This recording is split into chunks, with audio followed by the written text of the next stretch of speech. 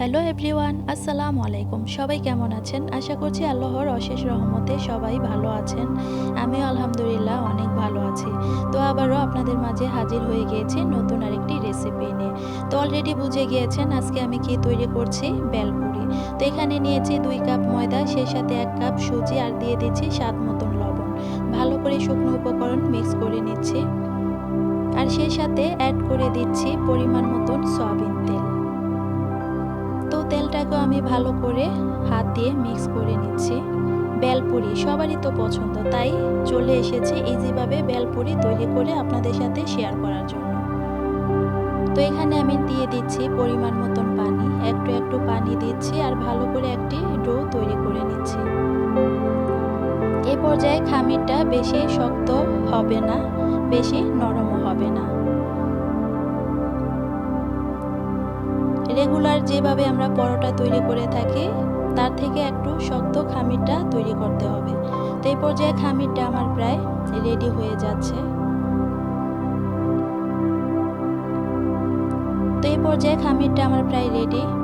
দেখতেই পাচ্ছেন। তো আমি ঢেকে রেখে দিচ্ছি আধা ঘন্টা সময় ধরে। তো এখানে নিয়ে নিয়েছি একটি প্রেসার কুকার আর সেই সাথে দিয়ে দিচ্ছি ডাবলি আর অ্যাড করে দিচ্ছি পরিমাণ মতন সিদ্ধ করার জন্য পানি আর দিয়ে দিচ্ছি স্বাদ মতন লবণ। তো ঢাকনাটাকে ভালো করে লাগিয়ে আমি সিদ্ধ করে নিচ্ছি আধা ঘন্টা সময় ধরে। তো এখানে নিয়েছি শুকনা মরিচ, আস্ত জিরে, 4-5টা সাদা এলাচ, 1 টুকরো দারুচিনি আর হচ্ছে জয়ত্রী, জায়ফল আর হচ্ছে আস্ত ধনিয়া। তো আমি মশলাটাকে ভালো করে ঢেলে নিয়েছি আর এখন একটু ঠান্ডা করে ফাঁকি করে নিচ্ছি। তো মশলাটা আমার প্রায় ফাঁকি হয়ে গিয়েছে, একটি সাইডে আমি রেখে দিচ্ছি। তো এখন আমি তেঁতুলের টকটি তৈরি করে নিচ্ছি। এখানে নিয়েছি তেঁতুল আর সেই সাথে দিয়ে দিচ্ছি গরম পানি আর আমি ভালো করে মিক্স করে 10 মিনিটের জন্য একটি সাইডে রেখে দিচ্ছি। তো চলে এসেছে 10 মিনিট পর। তো আমি ভালো করে হাত দিয়ে একটু চটকিয়ে নিচ্ছি, দেখতেই পাচ্ছেন। তেঁতুলের যেই বীজগুলো আছে তা আমি হাত দিয়ে ভালো করে উঠিয়ে নিব। এই পর্যায়ে চাইলে আপনারা ছাঁকনি দিয়ে ছেঁকে নিতে পারেন, তো আমি তা করছি না, আমি হাত দিয়ে ভালো করে বীজগুলোকে তুলে নিচ্ছি। তো এখন আমি অ্যাড করে দিচ্ছি চিলি ফ্লেক্স আর সেই সাথে যে মশলাটা তৈরি করেছে 1 চামচ মশলা আর সেই সাথে অ্যাড করে দিচ্ছি 1 চামচ চিনি। এটা আপনারা আপনাদের টেস্ট অনুযায়ী দিয়ে দিতে পারেন। তো টকটা আমার রেডি, আমি একটি সাইডে রেখে দিচ্ছি। তো আমি ভালো করে হাত দিয়ে মথে নিচ্ছি আর 4টি ডো তৈরি করে নিচ্ছি। আমি একটি রুটি বেলে নিচ্ছি। রুটিটা বেশি মোটাও হবে না, পাতলাও হবে না। তো আমি একটি স্টিলের গ্লাস দিয়ে কেটে নিচ্ছি, একটি সাইডে রেখে দিচ্ছি। সবগুলো রুটি আমি বানিয়ে তৈরি করে নিয়েছি আর এখানে ভাজার জন্য দিয়েছি তেল। মাশাআল্লাহ ভালোভাবে ফুলে গিয়েছে, দেখতেই পাচ্ছেন। তো সবগুলো পুরি আমি ভেজে নিচ্ছি।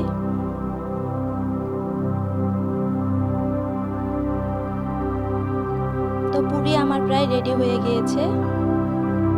তো একই প্রসেসে আমি সবগুলো বেলপুরি ভেজে নিচ্ছি।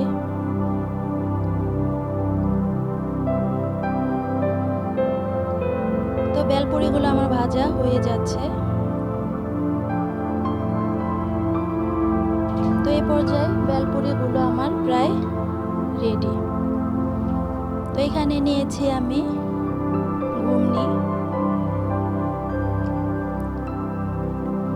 তো এই পর্যায়ে আমি ডাবলিতে অ্যাড করে দিব এক এক করে মশলা। সিদ্ধ করা ডাবলি নিয়েছি এখানে আমি।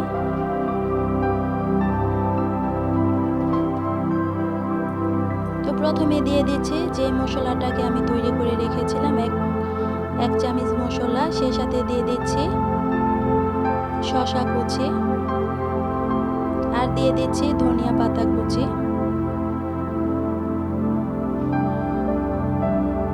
সেই সাথে দিয়ে দিচ্ছি মরিচ কুচি আর দিয়ে দিচ্ছি পেঁয়াজ কুচি, টমেটো কুচি।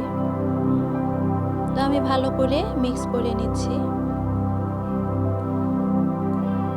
এই পর্যায়ে আমার মিক্স করা হয়ে গিয়েছে। এই পর্যায়ে ডাবলিটা আমার প্রায় রেডি। তো এখন আমি এক এক করে পুরি নিয়ে নিচ্ছি, বেলপুরি, আর একটু হাত দিয়ে ভেঙে নিচ্ছি আর ভিতরে পুরটাকে দিয়ে দিচ্ছি। দেখতেই পাচ্ছেন খুব ইজিভাবে তৈরি হয়ে গিয়েছে খুবই মজাদার সুস্বাদু বেলপুরি। তো আমার রেসিপিটা সবাই ফলো করে অবশ্যই বাসায় তৈরি করার চেষ্টা করবেন। ইনশাআল্লাহ ছোট বড় সবারই ভালো লাগবে। আমার আজকের ভিডিওটা যদি সবার কাছে ভালো লেগে থাকে তাহলে অবশ্যই লাইক, কমেন্ট, শেয়ার করতে ভুলবেন না। আর যারা এখন আমার চ্যানেলটিকে সাবস্ক্রাইব করেননি তারা অবশ্যই প্লিজ দয়া করে আমার চ্যানেলটিকে সাবস্ক্রাইব করে নেবেন। তো আমার জন্য সবাই দোয়া করবেন যাতে করে ইজি রেসিপি নিয়ে আবারও আপনাদের মাঝে হাজির হয়ে যেতে পারি। আর আজকের রেসিপিটা সবার কাছে কেমন লেগেছে আমাকে অবশ্যই দয়া করে জানিয়ে দিবেন।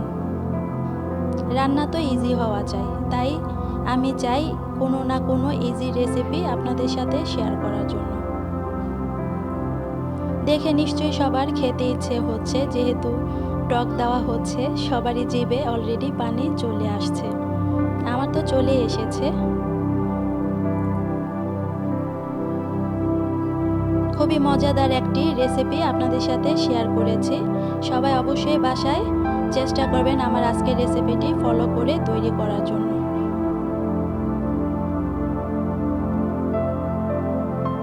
কম সময় তৈরি হয়ে যাবে খুবই মজাদার একটি বেলপুরি রেসিপি। সবাই সুস্থ থাকবেন, ভালো থাকবেন। আল্লাহ হাফেজ অ্যান্ড গুড বাই।